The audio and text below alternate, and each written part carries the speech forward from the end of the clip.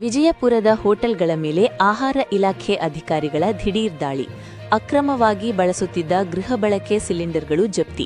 ವಿಜಯಪುರ ನಗರದ ಸೋಲಾಪುರ ರಸ್ತೆ ಪಕ್ಕದಲ್ಲಿರುವ ವಿವಿಧ ಹೋಟೆಲ್ಗಳಲ್ಲಿ ನಿಯಮ ಬಾಹಿರವಾಗಿ ಗೃಹ ಬಳಕೆ ಸಿಲಿಂಡರ್ಗಳನ್ನು ಬಳಸುತ್ತಿರುವುದು ಪತ್ತೆಯಾಗಿದೆ. ಈ ಹಿನ್ನೆಲೆಯಲ್ಲಿ ಆಹಾರ ನಾಗರಿಕ ಸರಬರಾಜು ಹಾಗೂ ಗ್ರಾಹಕರ ವ್ಯವಹಾರಗಳ ಇಲಾಖೆಯ ವತಿಯಿಂದ ಭರ್ಜರಿ ದಾಳಿ ನಡೆಸಲಾಗಿದ್ದು, ಒಟ್ಟು 15 ಗೃಹ ಬಳಕೆ ಸಿಲಿಂಡರ್ಗಳನ್ನು ಅಧಿಕಾರಿಗಳು ವಶಪಡಿಸಿಕೊಂಡಿದ್ದಾರೆ. ಈ ಕಾರ್ಯಾಚರಣೆಯು ಇಲಾಖೆಯ ಉಪನಿರ್ದೇಶಕರಾದ ಶ್ರೀ ವಿನಯಕುಮಾರ್ ಪಾಟೀಲ್ ಅವರ ನೇತೃತ್ವದಲ್ಲಿ ಜರುಗಿತು. ದಾಳಿಯ ಸಮಯದಲ್ಲಿ ಸಹಾಯಕ ನಿರ್ದೇಶಕರಾದ ಅಮರೇಶ ತಾಂಡೂರ ಹಾಗೂ ಆಹಾರ ನಿರೀಕ್ಷಕರಾದ ಶ್ರೀ ವಿಜಯಕುಮಾರ್ ಗುಮಶೆಟ್ಟಿ ಅವರು ಉಪಸ್ಥಿತರಿದ್ದರು. ವಾಣಿಜ್ಯ ಉದ್ದೇಶಕ್ಕೆ ಗೃಹ ಬಳಕೆ ಸಿಲಿಂಡರ್ ಬಳಸುವುದು ಕಾನೂನು ಬಾಹಿರವಾಗಿದ್ದು, ಇಂತಹ ಅಕ್ರಮಗಳ ವಿರುದ್ಧ ಕಟ್ಟುನಿಟ್ಟಿನ ಕ್ರಮ ಕೈಗೊಳ್ಳಲಾಗುವುದು ಎಂದು ಅಧಿಕಾರಿಗಳು ಎಚ್ಚರಿಕೆ ನೀಡಿದ್ದಾರೆ.